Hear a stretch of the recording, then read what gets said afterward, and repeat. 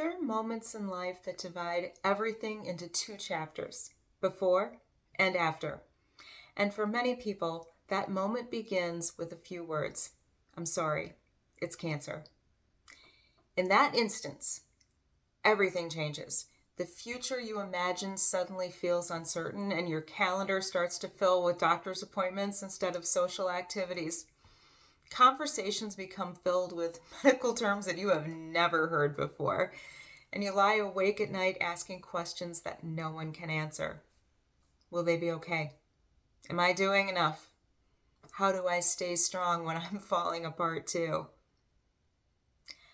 If your person, whether they're your partner, your parent, sibling, friend, whomever, if they have cancer or another serious medical condition, this video is for you. I can't make this journey easy, but I can hopefully make it feel a little less lonely. I'm Becky. I'm a professor of communication. I'm a farm girl originally from southern Wisconsin, and I'm the wife of a patient with cancer. Welcome to my little corner of the internet. I want to start with my story. So it was Thanksgiving weekend in 2020. So we were in the throes of COVID, and I knew that something was very seriously wrong with my husband. He was in a lot of pain, particularly through the back and through the hips, and he was angry all the time, and that's completely out of character for him. He was snapping at me several times a day, and that had never been the case in the entire 10 years that we had been together up until that point. So we went to see his doctor a couple days before Thanksgiving. The doctor ordered some labs and some x-rays, and we took care of those that same day. And then it would have been the Sunday evening of that Thanksgiving weekend. So a couple days later, my cell phone rang, and I saw Finch's doctor's name pop up on the caller ID. And you do not need to be a genius to know that when your partner's doctor calls from their personal cell phone on a holiday weekend, you need to take that call. So anyway, took the call. And he said you'll need a hematologist to give you the formal diagnosis, but I've seen this several times in my career. And then he proceeded to tell me that Finch had 2 compression fractures in his spine, and that he would expect to see these in an 80-year-old woman with osteoporosis, but not in a 57-year-old man. And so, of course, that explained the back pain. And then he said the term that would come to dominate my life to this very day: multiple myeloma. So multiple myeloma is a cancer of the plasma cells within the bone marrow, and the cancer attacks the bones from the inside and then weakens them, thus the compression fractures. So I took the phone downstairs and we spoke with the doctor for the next 20 minutes or so, and he explained what would happen next. So he ordered some additional labs and other tests that hematology would need, and said his scheduler would call us in the morning. So when the call ended, we just kind of sat there for a little while and just stared at each other. And, what the hell just happened, right?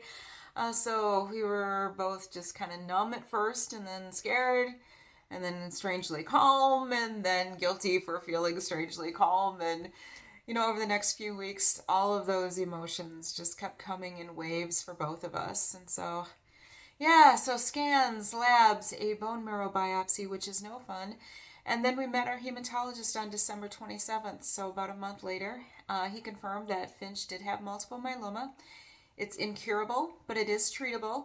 And that treatment would include a bone marrow transplant at the University of Michigan. So, my husband had the disease, but it was our battle.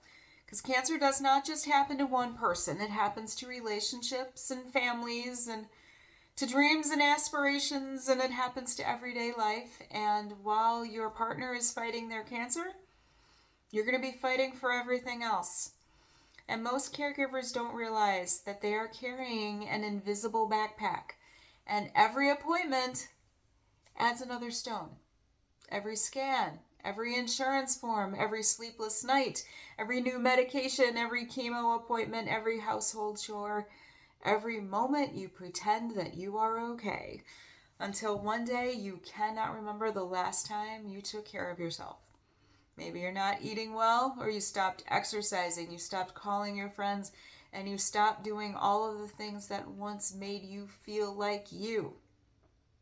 Yeah, I know. And many people believe that caring for themselves is selfish. I am living proof that you cannot pull someone out of a hole if you crawl in there with them, okay? The strongest caregivers aren't the ones who never rest. They're the ones who understand that recovery isn't only for the patients and that caregivers need it too.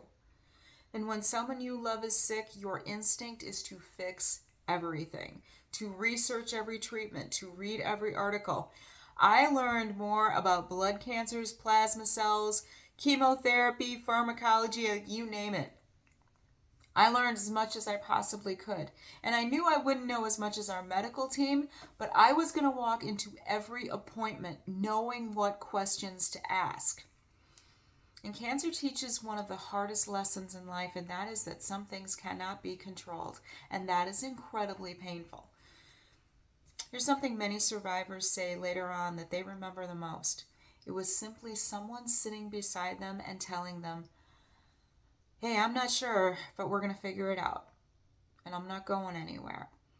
And that kind of honesty creates more comfort than pretending everything is okay could possibly. And in our case, this was even more complicated by COVID because I couldn't go into any of his appointments with him. Right? He had me on the phone while he was in the room with the doctor. If you've noticed what happens when people hear that someone has cancer, they're often going to say something like, let me know if you need anything. Well, almost every caregiver replies with, we're okay. Even when they're absolutely not okay. Yeah. The truth is, people want to help and they just don't know how. So instead of saying, we're fine, try saying something like, could you bring dinner on Thursday?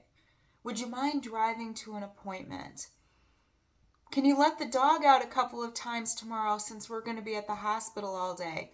Oh, that was huge. Someone to let the dog out for us during the day, right? Small acts of kindness become lifelines during long treatments.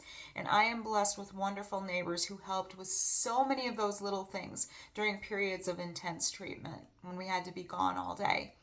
And remember, nobody is going to show up at your front door and award you a medal for carrying every burden by yourself.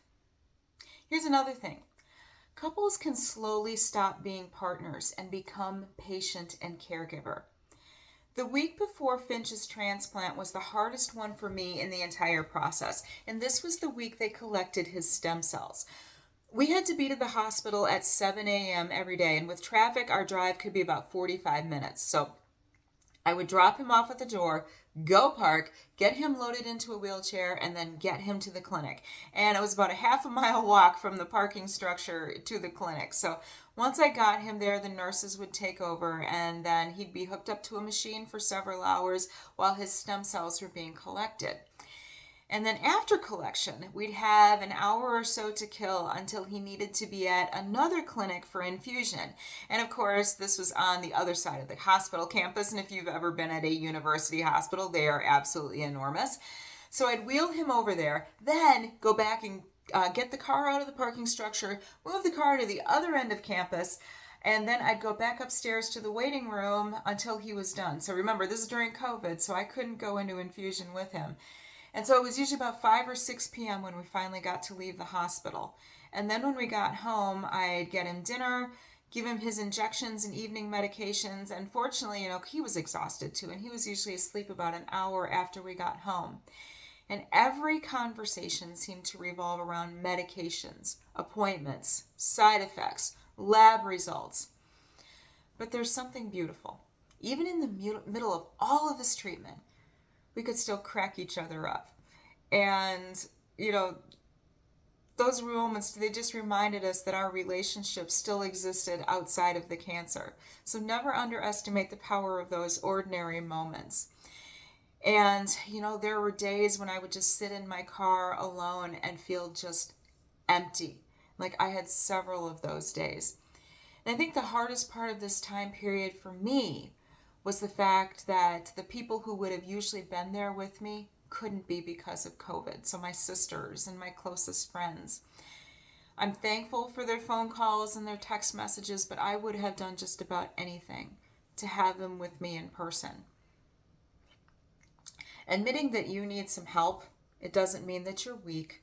And asking for help is not failing your partner, talking to a therapist, or joining a caregiver support group. It's not giving up, but it's making sure that you have a better chance of getting through this in one piece. And in my case, the day Finch checked into the hospital for his transplant, my life got easier because he was inpatient for 2 weeks. And during that time, I went to visit him every day for a few hours. And I was actually in the room for his transplant, which was so incredibly cool. But Finch's transplant unit was one of the few places where a family member was allowed as long as we stayed masked up. So it was during that 2 week stretch of time that I was able to just be his wife and not his caregiver. And I needed that break. So I'd go to visit, and we'd talk about our pets and the plants around our house and what the neighbors were up to, just normal stuff. We were in the hospital, but we were just us. So, the transplant didn't get rid of the myeloma, but it did knock it back. He has since had his first relapse and continues to go to treatment every month. The treatments themselves have some unpleasant side effects, but, we push through. It's our battle. So if your partner has cancer, I want to leave you with one thought. You do not have to be fearless. You don't have to say all the right things. You just keep showing up.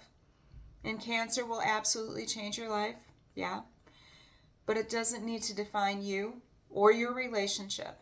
And even in the hardest periods, love becomes stronger, quieter, and more intentional than ever before.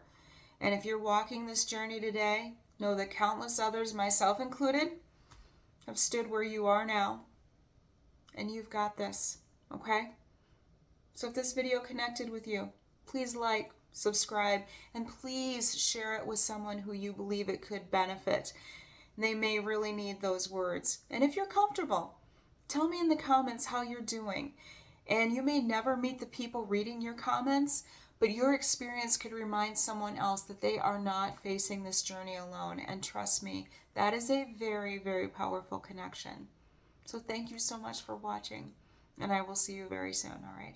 Have a good one.